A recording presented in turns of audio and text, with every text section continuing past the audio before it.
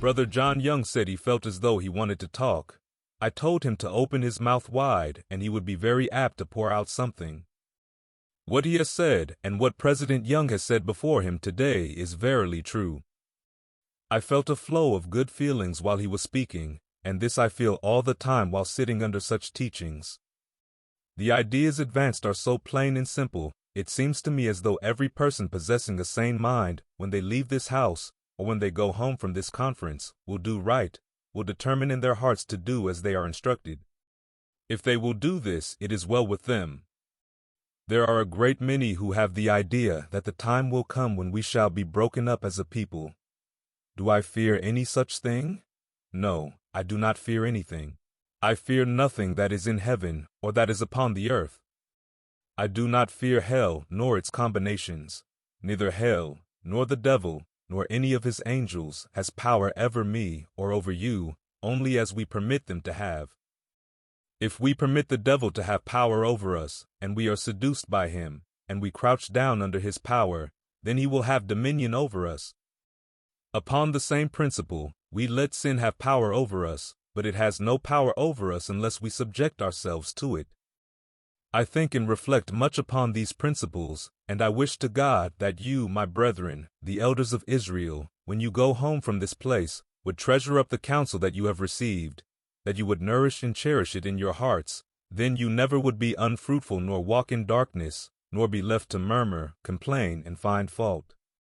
When I proposed to the brethren of the complaining class that they be organized into a building committee, I wish you to understand that I had not heard anyone murmur, but I heard there were some. I was rather inclined, however, to believe that those who told it were the ones that murmured, but they wanted to throw it off from their own shoulders and make it out that somebody else was complaining. I do not believe you were, brethren. I do not believe we can raise material enough to organize a company of such characters. I do not believe you are going to murmur, but I believe you will go to and do as you have been told. I want you to do so. I know the blessings you will obtain in so doing. Go and take up some good farms, but do not take up too much, as a great many in this place have done. They have taken up from 100 to 150 acres, and have then undertaken to put in 50 acres of wheat, when they could not attend to the half of it. Be cautious in this matter. Put in no more seed than you can manage, and improve all the land you do take in, and be faithful to God, and I know that He will bless the land for your sakes, and He will bless you abundantly, and He will bless your increase, and He will bless your wheat and your corn, and everything that pertains to you. I have spoken about these things many times. There is nothing impossible with God, but He will not do anything that is contrary to His law, and that is not according to His designs. I have said many times, if you only have faith, and listen, and put works with your faith, doing as you are told, it is not impossible for a hen to lay 2 eggs per day. To prove this, I have sheep in this valley, and so have other people, that have had 4 lambs this year, and we have over 30 lambs now of the second crop. I have seldom heard of such a thing in my life. This is quite a testimony to bear, but I can prove it to be true now, on the spot, if it is necessary. The sheep have brought forth the second crop of lambs. That is a great curiosity, but it is true, and has taken place here under our immediate notice, and some of the sheep that have been so prolific belong to me. This is not contrary to my faith. We are the children of Israel, and it is for us to be faithful, and listen to the will of heaven, and to the man that presides over us, and to his associates, for they will not teach you anything, only what he sanctions. You need not be afraid. For if I should teach wrong doctrine or principle, here is the authority to correct me, that this people may have correct views. Well, inasmuch as we are the children of Israel, we are bound to prosper, if we continue in the goodness of God, and walk in His precepts. If we do not, it will be with us as it was with the children of Israel of old.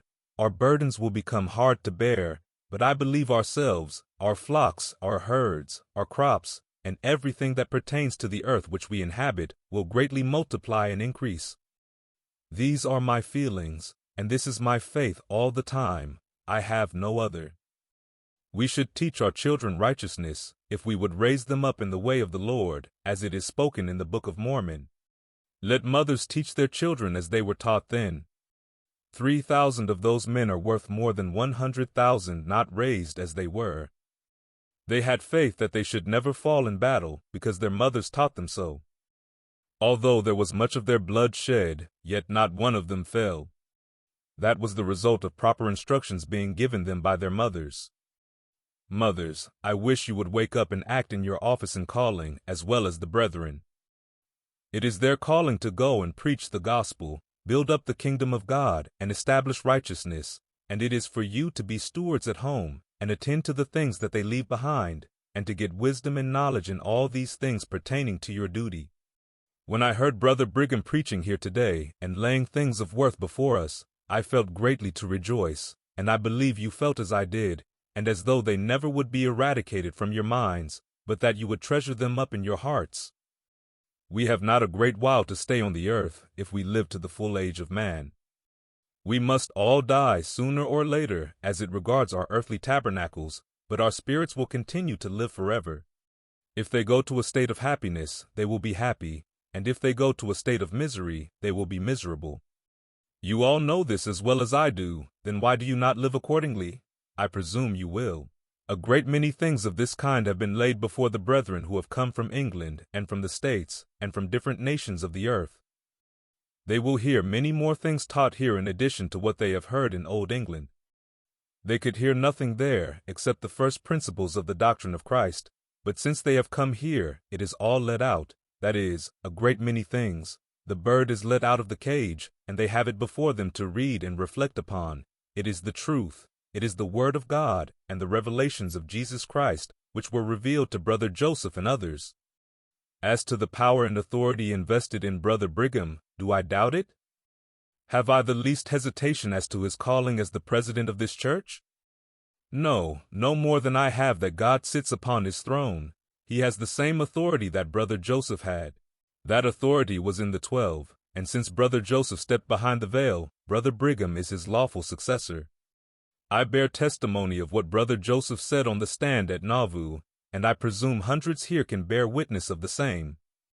Said he, "These men that are set here behind me on this stand, I have conferred upon them all the power, priesthood, and authority that God ever conferred upon me." There are hundreds present this day who heard him utter words to that effect more than once. The 12 had then received their endowments. Brother Joseph gave them the endowments, and keys and power were placed upon them by him, even as they were placed upon him by Peter, James, and John, who ordained him. That is true, gentlemen, because they held the apostleship last, and had authority to confer it upon him, or any whom the Father had chosen. Brother Joseph called and ordained the 12 apostles of the last days, and placed that power upon them. 5 of those men who received that authority from under his hands are now living. Have I any doubt? Why, no. I know all about it. I am a witness of this gospel, of the order and power of the priesthood, and of the organization of this church from the beginning. I glory in it. I glory in this gospel. I know it is like a root out of the dry ground. It neither has form nor comeliness to this world. It is against them every way, and they will run against it and snag themselves. You know a root out of dry ground has many snags or sharp points to it, and they stick out many ways. So the people run against a snag when they run against this work, or against the servants of the Most High. I know, as well as I know that I live, that every man that fights against it will be damned. I know it, and am bearing testimony to what I know, gentlemen, and you may know it just as well as I do. This gospel, this kingdom, this church, and this people are the pride of my heart. I have no pride in anything else. I have pride to see this work roll forth and turn over the kingdoms and break in pieces the nations of the earth. I know that every man and woman, every nation and king that oppose it, will wither like a limb that is severed from a tree. Now there are a great many people that have broken off from this church. We will not mention names, but have they not withered? Yes, and so will you if you turn away from it, and if you refuse to obey the counsel that is given to you. You will wither away like a limb that is cut off from an apple tree, or the grass that is mown down when the sun strikes it. We are the people of God, and we cannot prosper upon any other principle than to cleave together, to cleave to his work, to amalgamate our feelings in one, and nourish the all-powerful principle of union, all feeling a general interest for the public welfare.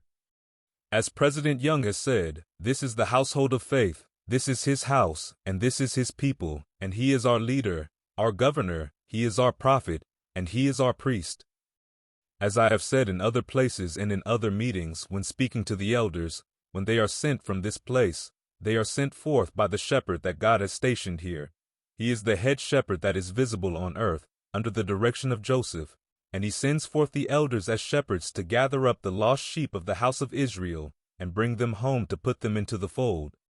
I have said that you have no business to make a selection of any of these sheep, or to make a choice of them, or make any covenant with them, until they are brought home and placed in the fold, and then, if you want a sheep or two, ask the shepherd for them, and if you choose a sheep without taking this course, you will get your fingers burnt. Why? Because they are his sheep. Mark it. How would you like it, were I to go and take one of your sheep without permission? Would you ever think of such a thing?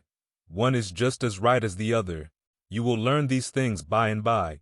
I would rather have my head laid upon a block and severed from my shoulders than ever make a proposal to any woman living upon the earth and marry her, unless I had permission from the chief shepherd. That tells it. I do not know that you can all understand me, but those who have their eyes open understand it. I only hint at these things, that you may be careful of the course you take. Well then, he that will not provide for his own household is worse than an infidel, and hath denied the faith. If this is Brother Brigham's household, I belong to him, and it is my household. Well then, provide for it, provide for Israel first, and when they have got enough, then let others have it. Do not let others have the bread until Israel, the household of faith, are provided for. Do you understand it, brethren? If you do, say aye. All say aye for Israel. Now we are going to stick together. Those that have come in here are like clay brought from different parts of the earth. It is taken out of the bank and thrown into the mill, and the mill has been grinding it until it has become pliable and passive. Then we send out the elders to bring in a fresh supply of new clay, and it is thrown into the mill, where it has to become passive, and thus the mill keeps grinding and mixing that which is thrown into it. As soon as you are passive, others come in. It keeps us thrashing all the time. The reapers go forth and bind up the wheat and draw it in, and thus we keep throwing in new wheat all the time, and we shall never get the floor empty, but we must thrash and thrash until we are worn out, and others will come up and continue it. Did you ever see them thrash in country towns in England? It is something like that. We are passing through the mill, and we have got to be thrashed and cleaned up, and the chaff has to be separated from the wheat and passing it through the fanners. There are 3 ends to this mill in the mountains, where the chaff goes out. Brother Brigham does not grind any in his mill without first passing it through the smut machine, so we have got to pass through the smut mill before we are fit to be thrown into the hopper to be ground. We must be passive as clay in the hands of the potter. The potter takes the passive clay and molds it into numerous shapes. He can make it into a milk pan, or into a crock, or into a cup, or a jug, and from that into 10,000 shapes. He does everything according to his own pleasure, and as the master potter has told him to shape it. If the master gives him a pattern, he must mold according to that pattern. It would make him busy indeed if he were to work according to every pattern. We must work according to the master's pattern. If we take this course, there will be no trouble. Go forth, then, upon your farms, sow your grain, and when you get your sheep, they will have 2 litters a year. But if you do not do right, you shall have none. Does not God love to bless those who appreciate his blessings? Yes, just as much as a kind father loves to bless his son. Our Father in heaven is much more willing to bless us than we are to bless each other. Let us remember these things in which we have been instructed. And let us take hold of that wall when the conference is over, and put it round this block this winter, so that next spring we may fill it up with shrubbery of all kinds, and decorate it, and prepare it for future purposes. And let us build up a temple with diligent hands. I have helped to build up 2 temples, and have had my endowments in them, and in other places, but to have an endowment that is proper and consistent is to have it in a temple that has been built and consecrated to that purpose. Now go to and get your farms, and bring in the firstfruits of the earth, the first things you raise. Bring them in here and commit them into the hands of the bishops.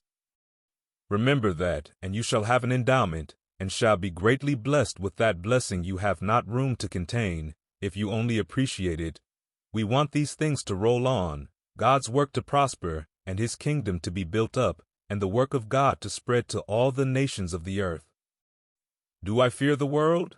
I do not fear them. I never did fear them, and I have seen enough of their stuff. I have been driven with the rest of my brethren from the United States and from my native home, but what do I care for it? My kindred are there, but they do not believe the gospel, nor the revelations of Jesus Christ. They believe in the spiritual knocking, and nearly all the world are going into it and receiving revelations for themselves from the regions of despair. It used to be with them, old Joe Smith, an old gold digger, but all are digging gold now, and all are getting revelations, but they did not believe a word from him. He was a prophet of God, and they cannot help themselves. They slew him, and that nation has got to smart for it, and it will be as much as the saints can do to gather out of it. If they stay there, they will not gather from there. It is necessary to gather the wheat and put it into the barn. If it is left out, the storms will come and actually waste or destroy it. Let us be stirring and moving the principles of life and salvation forward in every rightful and possible way. I do not care what I am told to do, if it were to take an adobe and turn it over 500 times a day. If I am doing the will of God, if I am doing the will of Him who sent me to do it, it is none of my business nor yours. It is for us to do that which we are told to do. You need not trouble yourselves about Brother Brigham, nor about Brother Heber, nor about the 12. Brother Brigham will attend to them, and then, if they live faithful, will judge you and your children, and the nations of the earth, and those that are dead. Don't you judge those men, that is for Brother Brigham to do. If we need thrashing, he is capable of thrashing us. It is none of your business, and we will sit down and bear it like good fellows, and not move our tongue. If it should move, we will take it between our teeth and give it a nip, and say, "Stay there, you little fellow." As for the 12, and Brother Brigham, and Brother Willard, they are all men of God, and there never were better men than the 12 that live in these last days. Better men never lived. It is true, and I know it. Every soul of them can be prepared in 2 days to go to the nations of the earth, if we say so. You have got to be so too, brethren and sisters. You have got to learn to be subject to the priesthood, as well as these brethren, and your children must learn the same lesson, and then you will be molded into vessels of honor, but you cannot be molded into vessels of honor except you be subject. You potters know it, if you have worked at the potter's business as I have. I love to talk about these things. I love the saints, they are the pride of my heart. As for the world, its gold or silver, or anything that pertains to it, my heart is not upon it, but upon this church and kingdom, and it never will be overcome, worlds without end. Although we may be scattered to the 4 quarters of the earth, we will gather again, never to be removed any more, henceforth and forever. Amen.